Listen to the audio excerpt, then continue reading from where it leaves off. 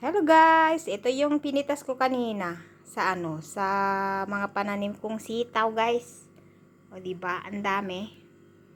Yan, kanina lang. Ito yung corn, sweet corn ito guys, sweet corn. Yan. At saka meron din akong siling pinitas kanina, o di ba? Teka. O yan guys. May talong na ako. Ayan.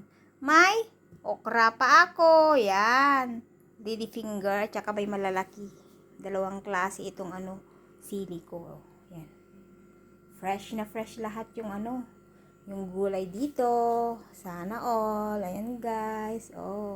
Shiny shiny pa kasi galing lang sa farm. Yan yung mga pananim ko guys. Ito yung unang harvest ko sa sa aking pananim na sili. Yan guys. At saka may ibang klase dito. Mas malalaki ito. Malalaki. Ewan ko to. Anong sili yan.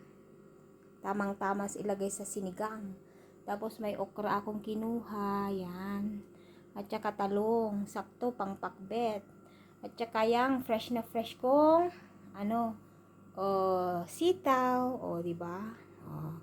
Sino bang natatakam diyan na magluto na ng ng fresh na gulay? Di ba? At saka may kinuha din ako para sa akin lang na sweet corn. Ito siya. May tingnan nga natin. Meron na siyang laman. Yan guys, sweet corn ito. Di ba? Teka, lilinisan natin. Papakita ko sa inyo maya ulit.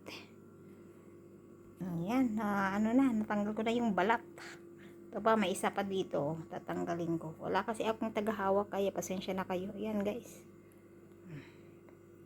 Ayan po guys, nalinis ko na yung para sa akin na fresh na corn. Diba? Sana all.